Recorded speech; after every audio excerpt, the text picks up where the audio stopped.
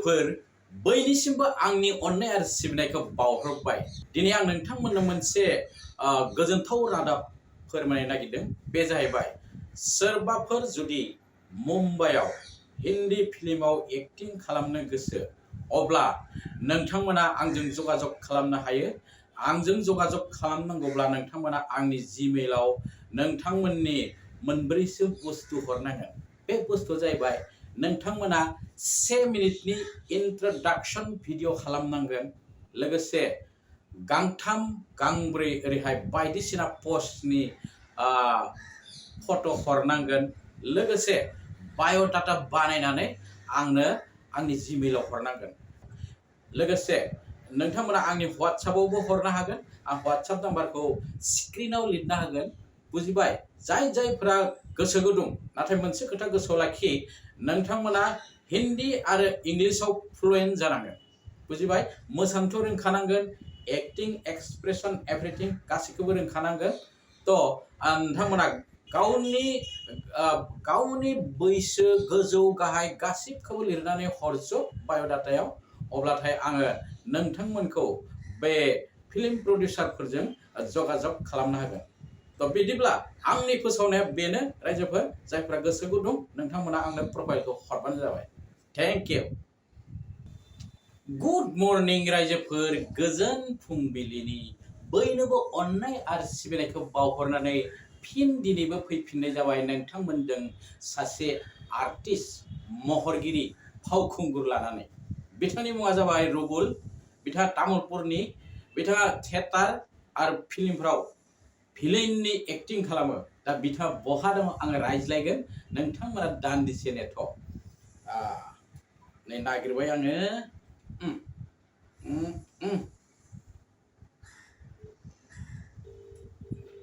Record जाबाय। Hello Rubul नांनायमोना तामुलपुरनि आंनो नांखादो एकदमबारे तामुलपुर दंखायो। आदसा एकदम डाइरेक्ट नोंनाव नांबाय। आदसा रुबुल, गोबाव सम लोगो मोनलायाखै। दा फनावनो रायलायनोसै माबा माबि। मोजां गाज्रि। गिबियावनो नोंनि टाइटेलखौ बावफिनदोंमोन आङो। रुबुल? आं रुबुल बर' लिरदों दा। रुबुल बर'। ओमफ्राय नोंनि जोनोम जायगाखौ रायजोफोरनि थाखाय बुंदो खेबसे। जोनोम जायगाया आंनिया ओरैनो अरिजिनेल सार्टिफिकेटआव 1985। औ। थारमाने सेप्तेम्बरनि 1985। औ। जोनोम जायगा सरि आं डेट अफ बार्थखौसो होनदों। जोनोम जायगाया जाहैबाय, जोनोम जायगाखौ होनदों दादा? औ औ। जोनोम जायगाया जाहैबाय तामुलपुरनि मादालबारि। मादालबारि। आदसा नोङो बेहायनो जोनोम जादों, बेहायनो सेंग्रा देरदों? नङा, आं जोनोम जायगाया जाहैबाय मादालबारियाव, ओमफ्राय आं देरनाया जाहैबाय माबा बागानपारा। बागानपारायाव देरदों नोङो? स्कुलिंखौ आं बागानपारायावनो खालामबाय, ओमफ्राय कलेजखौ आं बरमा नेक्स्ट गुवाहाटि थांनोसै। आदसा बिनि उनाव गुवाहाटि। ओमफ्राय नोङो आंनो मोननैसो खोथा सोंगोन आङो हारिमुनि बिखय। नों माबोरै हारिमुआव लोब्बा थाखो, माबोरै फैखो बेफोरखौ सोंगोन। आदसा नों बबे समनिफ्राय, बबे सम माने बेसे बैसोनिफ्राय बे फिल्म जगताव फैनाय? ओरैनोथ' आङो उन्दैनिफ्रायनो बेफोराव माने आगोल जेमानखिनि बलिउड सलिउड नायनानै उन्दैनिफ्रायनो सिनेमा नायखानायमोन नालाय। औ। बेफोरनिफ्राय एसे गोसोआव हाबनायमोन आरो, माने सानसे समाव बे दुनियाव थांगोन होननानै। औ। ओमफ्राय आं स्कुल लाइफनिफ्रायनो खायसे बुस्थुफोरखौ माने प्रिपेयार खालामनो सानबाय थादोंमोन, खिन्थु हास्लाबाखैमोन आरो। औ। जेब्लानोखि आङो स्कुलिंखौ पास खालामनानै बरमायाव थांबाय। औ। बरमायाव बिदिनो मार्शेल आर्ट्स बेदो जायफोर माने सिनेमा जगताव जिथु माने नांगौ जायो, माने बे बुस्थुखौ आङो खालामलांनि होननानै मार्शेल आर्ट्सखौ प्रेक्टिस खालामबाय, डान्सिंनि क्लास लाबाय। औ। बेनिफ्राय नेक्स्ट देन बिदिथ' जोंहाथ' माबानि बर'नि सिनेमाफोरा बे समाव बारा ओरै ओंखारला बायाखैमोन नालाय। बे निजिनो मोनसे बानायनायनि नामा होननानै 2004आव बानायनायदोंमोन आरो जोङो सिनेमा मोनसे, दाहानि अरगें होननाय। दाहानि अरगें बानाय, थारमाने रावबो लांथ'यैयावनो, रावनोबो थांथ'यैयावनो नोङो लोगोफोरजों निजिनो जों सानै लोगो सासे ओरै बरमानि लोगो सासेजों आंजों ओरै जोङो बानायदोंमोन आरो खिन्थु सिनेमायाथ' ओरैबायदि बे समावबो ओरै पेन्डेलिं सिस्टेमफोराबो बारा गैयामोन नालाय बेसे ओरै मिथिजायासै आरो बेनो स्टार्टिं आरो आंनिया बेनो स्टार्टिं सिनेमा जगताव फिल्म इन्डास्ट्रियाव नों कथक काथक लादोंमोन ना ओरैनो कमार्सियेल डान्समोन बे माबाफोरा पाठसालायाव थांदोंमोन आङो मडार्न मडार्ना आरो हिप हप माबा माबि ओरैनो लायनाय बै समावथ' हिप हपनि माबायानो गैयामोन नालाय बारहावा गैयामोन गेजेर बिदि माइकेल जेक्सननि केसेट होगोन बायनानै ओरैनो प्रेक्टिस खालामोमोन बै समाव सिडि दं नालाय बेखौ नायनानै बे समाव सिडिनि जुगमोन ना स्टेजआवबो मोसायोमोन माने स्टेजआव कलेजाव फार्स्ट थांनानै स्टेजआव मोसाग्रोनाय जादोंमोन बरमा कलेजाव नों मोसानोबो रोंखागौ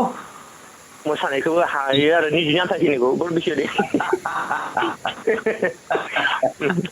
ओमफ्राय स्टेजफोराव मोसाबाय मोनफा मोननै नोंनिया बे जागायनाय जाहैबाय नोंनि फैसाजोंनो जेनेबा ना बेनि उनावहाय बहा थाङा नोङो बबे फिल्माव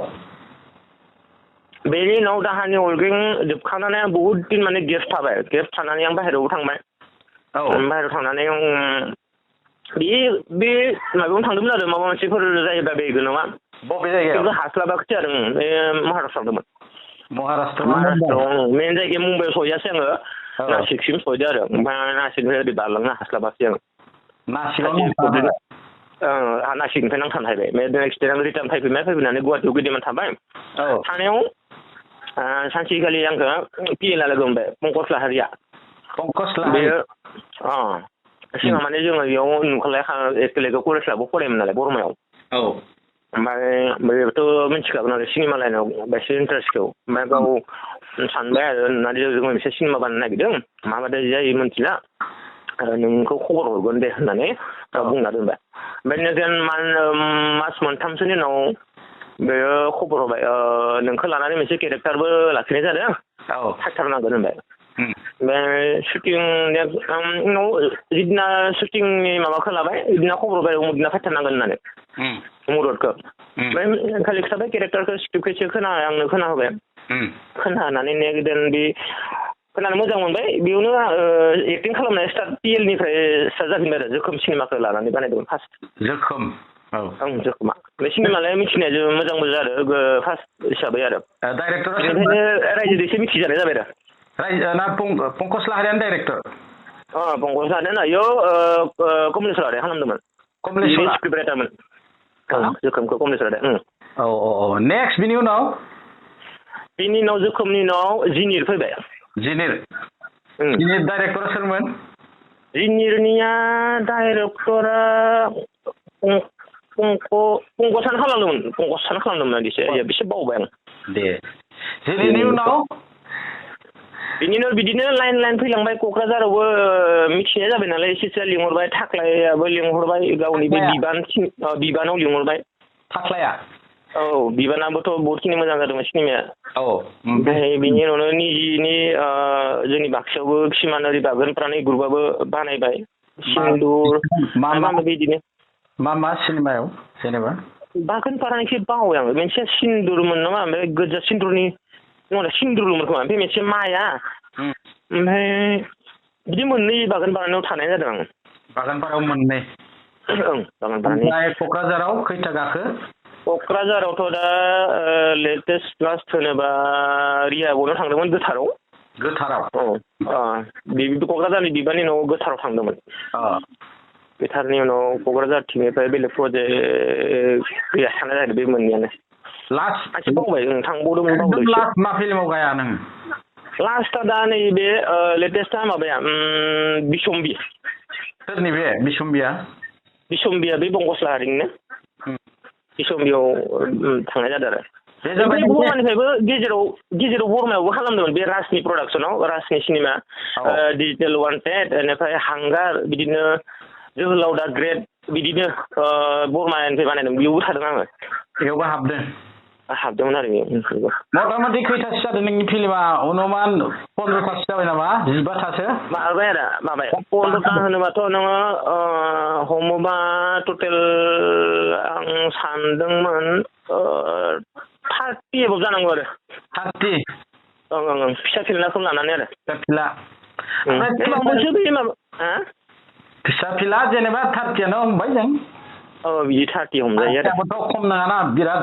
गाबाय आरोखि नों फिल्म बेनिफ्राय बे लकडाउननि सिगाङाव बानायबावदों बे मुम्बाइ पार्टिनि वेब सिरिजआव खामानि मावदोंमोन दाबो बिसोर एप्स दिहुननानै बधयखौ रिलिज होगोन नामा ओंखारथ'वाखैनो ओमफ्राय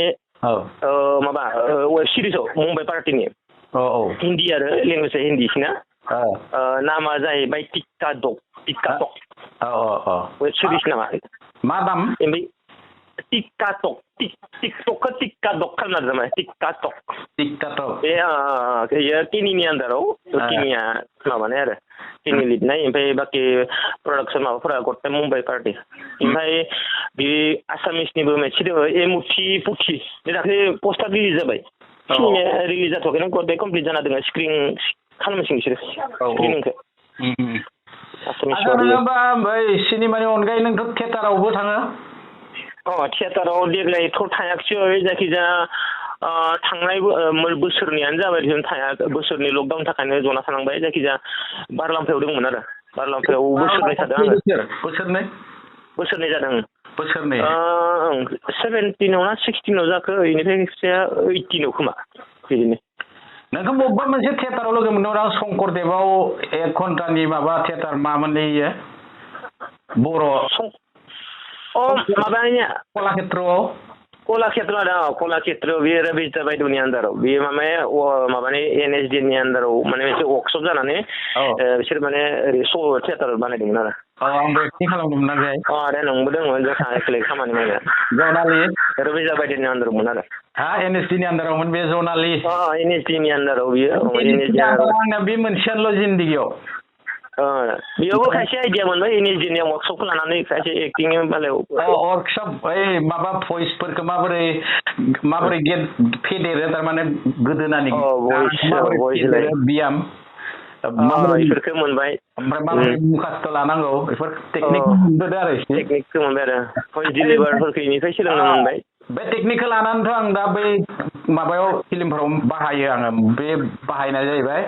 आं स्क्रिप्टखौ थारमाने फ्रम खालामा एक्टरफोरनो मुखास्थ' लाथारनांगोन बे गावनि माबाखौ फ्रमखौ गावनि नंगौ आरो नंगौ आं बेयाव थांनि ओरै नङा आरो बे गावनो बुंथारनांगोन माने आं आइडियाखौबो मोनबाय बेहाय आं बेनिफ्राय मोनदों बे आयदाखौ आচ্ছা जायखिजाया नोंथ' साइजआथ' एक्टर बायसायानो मानसिया खानायबो गोलाव लायो नङा होमबा खानायबो गोलाव लायो आरो नों मा जुक्तियाव नोंसोर रायजोफोरा मा भिलेनावल' लांनाय जाखो नेगेटिभावल' बे दा फार्स्ट जितिया आङो माबा बानायदोंमोन ना आंना बे गोसोआलाय बुंबाबो बेनो जे आं एक्टर लाइनावनो गोसो दंमोन नाथाय जेब्ला आङो माबा फार्स्ट सिनेमा बानायदोंमोन बे माबाया दाहानि अरगेंआव बे एसे लाजिनायजों लाबोयो एक्टरनि गेटाबा गैया नामा साननानै आं माने बेयाव बांद्राय माने माबा लायाखिसै आरो माने बे एक्टर लाइनाव आं भिलेनाव थांबाय नों हारसिंनो सानदों जे बिनि जे हारसिं साननायमोन आरो आंहा जाहाथे बे लाइनाव एक्टरनि लाइनाव बांद्राय थाब जानाय नङा खोमा साननानै आं माने बे लाइनखौ लाग्रोदोंमोन आरो निजेनो बानायनायमोन नालाय भिलेनाव थाग्रोनोसै होननानै ओमफ्राय बै थालांनायनो जाबाय भिलेनावनो थालांबाय दा थालांबाय आं सिख्लाफोरा खाथि थाङो ना नोंनि गियो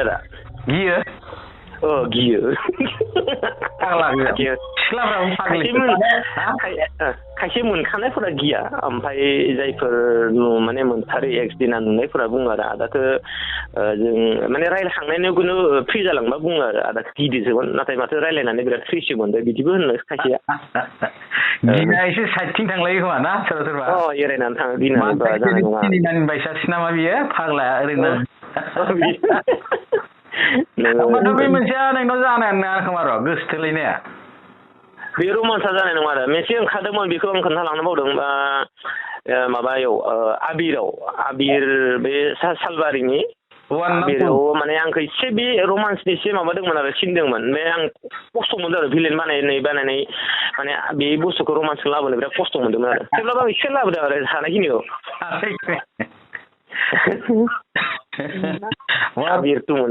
बिदिनो ना सोरबा सोरबा माने मोजां खालामबाबो मानसिफोरा मिनियो माने गाव जि एक्टिं खालामो बेखौनो खालामबाय थानांगौ ओरैहाय जेरै फैला मोना मालाय स्टेन्डार्ड थांबाथाय प्रडिउसारखौ बेसेरा माने दरखास्त होलायनांगौ अलप स्टेन्डार्ड होलै जोंनि बायसाखौ खालाम आंनायनाय मोनबाय ओरैनो प्रडिउसार आरो बिदियावनो लाङो बे बुफायावनो लाना थांबाय थायो माने बिदि जायो आरो ना नंगौ आरो आदा नोङो एसेबां सम एक्टिं खालामबाय 30तासो बुंबाय नोङो सिनेमाया सोर डाइरेक्टरखौ साबसिन मोजां मोनखो नों बे 30ता फिल्माव डाइरेक्टरखौथ' आरो गासैखौबो माने बिदि गाज्रि बुंजाया माने गासैबो माने रोंगौथि गोनां गोजा आरो जायफोर जेमानखिनि मोनबोनायखाय आरो थ' सिलेक्ट खालामनाया एसे माबा जागोन नामा आरो नों खामानि मावनानै गासैबो मोजां मोनो आरो नों गणेशनावबो गायाखैमोन नों खेबसे गुवाहाटियाव गणेशआ लिंहरदोंमोन ओमफ्राय उनाव नेक्स्ट टाइम मा जाफिननाय आं खबर मोनफिनाखैसै आरो माबायाव मामोन बे मा सिनेमा मोनसे बावबायलै आरो आंखौ आच्छा जाबाय दे नों थारमाने डाइरेक्टरखौ गासिखौबो मोजाङानो बुंनो नाजाबाय आरो जायखिजाया माने आं एडजास्ट जालाङो आरो जाय जि माने नों हमना डाइरेक्टरा बे मा सिस्टेमाव लांना बे सिनेमाखौ आं बांद्राय सोंबाय थायो आरो नोंनि मथेनो जागोन दे होननानै आं थारमाने बुस्थुखौ एडजास्ट खालामनानै बिदिजों थाङो नालाय बे आंजों मिलायबाय नालाय आंबो बिजों मिलायबाय नालाय बे मोजाङानो जालाङो बिदि सिस्टेम जालाङो बिदि आरो थियेटार आरो सिनेमानि गेजेराव मा पार्थक्य दङ थियेटारा जाहैबाय दा माने थियेटाराव नोङो स्टेजाव गाखोबाय इम्प्रभाइज माने खायसे बुस्थुफोरखौ माब्लाबा भुल जायोबा बे बुस्थुखौ नों निजि सिंनिफ्राय बानायनानै अकस्मात बुंनो हानाय टेलेन्टआ थानांगोन आरो ओमफ्राय नोङो सिनेमायावथ' काटकुटा जाबाय थायो नालाय एनजि जानाय मा जानाय थियेटाराव एसे खस्थ'सिन दङ आरो माने बिदि सिस्टेम सानो आंनि बायदिब्ला आरो खिन्थु फिजिकेलि होनोबा सिनेमायाव बहुद खस्थ' दङ माने एक्टिंनिफ्राय प्लास केमेरानिफ्राय केमेरा खायसेथ' आरो केमेरायाव ओंखारफोराबा केमेराखौ पिस्तल जाना दोननाय बायदि मोनोथ' गिनानै खायसे एक्टिंआ ओंखारबोआ स' बेखिनिखौबो केमेरायाव नांगोन जामाने केमेरानि सिगाङाव थानोबाबो बिदिनो बांद्राय डिफारेन्सबो गैद्राया खिन्थु थियेटाराव एसे माने टानसिन आरो स्टेजाव भुल जायोबा प्रब्लेम जायो बै नोङो भिलेन एक्टिं खालामो मेरला सिख्लाफोरखौ बोबथिं बुबथा खालामनो मोनबाय बिदियाव सिख्लाफोरा हसायनो रागा जोङोमोन ना नोङो बोबथिं बुबथाजों खालामो बे समाव एक्ट्रेसफोरा दिनैसिमबा दा एक्ट्रेसफोरखौ बिदि रागा जोंनाय नुफेराखै खिन्थु खारन जेमानखिनि गावसोरबो एक्टिं होननानै मिथिखायो नामा मिथिखानाय थायो नालाय बुस्थुखौ आरो माबा मोनसे बोनायफोराव खस्थ' मोनबाबो गावसोर थानांगौ जायो आरो बिदिनो आरो डाइरेक्टरफोरजों खायसे डाइरेक्टरा कारा थायो नालाय रायजानो गियो किसुमान बुस्थु नेचारेल ओंखारनांगोन साननानै गावसोरबो जेबो बुङा आरो बोबाबो खायसे एक्ट्रेसफ्रा बे फंसेखौ दानहाय ओरै होननानै बुंलायोना बिदि बुङोमोन आरो डाइरेक्टरखौ अभारटेक खालामनाय जाहैबाय आच्छा जायखिजाया नोंनि एगेन्स्टआव गोबां केरेक्टार एक्टिं खालामबोबाय मानसिफोर सोरदो एक्टिं खालामना बांसिन नोङो माबा मोनदों सुबिदा थारमाने उसुबिदा मोनाखै उसुबिदा होनोबा दा एक्टरफोराथ' बांसिन मोजां मोननाया सोरजों बांसिन मोजां फ्लुयेन्टलि नोङो एकदम कनफिडेन्ट हिसाबै होनोबाथ' आरो आं दा सोरखौ बुंगोन बिदिनो दा हमना ला नै जोंहा गोदानै बुङोबा जा सोरां बाबुमोना जोंनि एसे उन्दैबो जाहैबाय नालाय दा बिसोरजोंबो एसे माने कमफर्टेबल मोनो आरो थारमाने जों गोदोर हिसाबै बा माबा हिसाबै जायखिजाया बिसोरो एक्टिंजों जोंजों थांफाबाय थायो मोजां मोनो आरो सोलोंमोन आरो रोंलांबाय गोदान गथ' मार्शेल आर्ट्सफोरावबो पारफेक्ट जाहैदों नालाय दाथ' आरो गथ' एक्टिंआवबो मोजां जाबोबाय नालाय दा मिलायनाय मोनसिननाय बायदि मोनो आरो दे होमबा नोङो बे अट' फिल्म गाबोबाय सासेबो सिख्लाफोरजों लिंलां जायासै गैया आरो एकदमबारे दिनैसोबो एक्टिंआव थानाय लोगो लोगो बावगारजोबलांगोन साना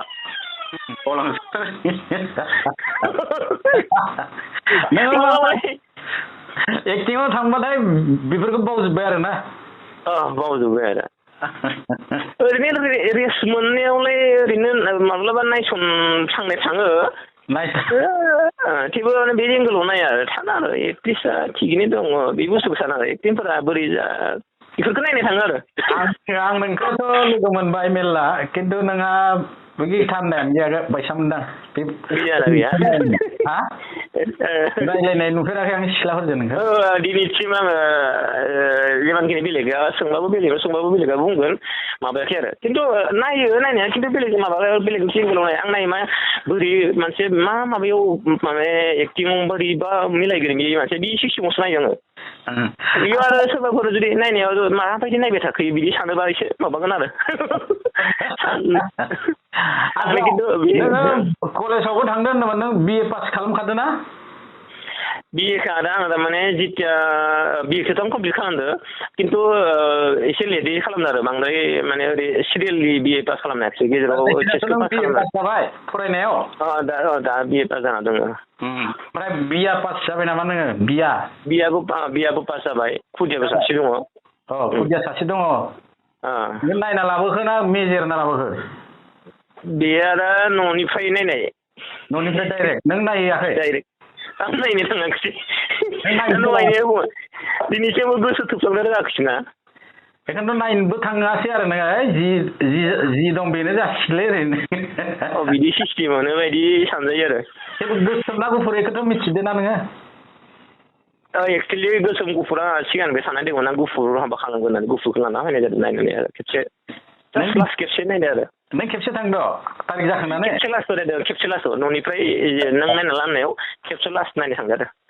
आदसा जाबाय दा मथा मथि जोब्बाय लेथा गैला नोंहा नङा होमबा दाथ' नों एक्टिंखौ खालामबाय थागोन एक्टिंखौ हानाय मिनिखौ नाजादों आं दा बे लाइनावनो दङ नालाय बे माने एम्फौआ माने खारा माथो बे एम्फौआ खारा खारा नों एसेबां एक्टिं खालामबोबाय बे खाथिनि लिडारफोरा थाइसे थाइनै नोंनो अनसुंथाइ होबाय नामा जे 5, 10, 20,000 ओरै माबा गैया दा जेमान एकदम दिनैसिमबो खिन्थु बे माबानि नामाव थाइसेबो गैया दे जिमानखिनि माबादो माने डाइरेक्टर प्रडिउसाराव खस्थ' खालामनानै जि एसे मोननाय बेनिल' बेनो आरो सरकारनिफ्राय अनसुंथाइ दिनैसिमबो बेनोबो लाजिनाय मोनो नालाय बिफेराखैबो बिबाय बायबा हरबाय बायगोन नामा खिन्थु दिनैसिम थांफेराखै आरो बियाबा हरनो बायोना बिसोरबो थाखा नालाय बिदिनोथ' जायो नामा खिन्थु बिफेराखै आरो दे जायखिजाया आंनो दसे सम होनायनि थाखाय गोजोननाय मोनबाय आङो आरो नोंनि जिउआ गोलाव जाथों बेनि थाखाय अबं गसानाव बोर बिना हरदेनानै दिनैनि जों सानैनि सावरायनायखौ एसेयावनो दोनथ'नाय जाबाय फंबाय थेंक इउ बरिया मोजां मोनदों आरो अके थेंक इउ दे नोंथांमोना खोनाबाय फट'फोरा नुगासिनो दं नै मोननै साइडथिंबो रुबुल भिलेन मानसिखौथ' एक्टर बायसा नुयो बिथाङा भिलेनसो लायो बिथाङा तामुलपुरि होनना मोनथिबाय जायखिजाया जों दिनैनि हाबाफारिखौ एसेयावनो दोनथ'नाय जाबाय रायजोफोर गासैनोबो आंनि अननाय आरो सिबिनायखौ बावहरफिननानै जै बर' हारिनि जै बर' हारिमुनि जै होनाय जाबाय।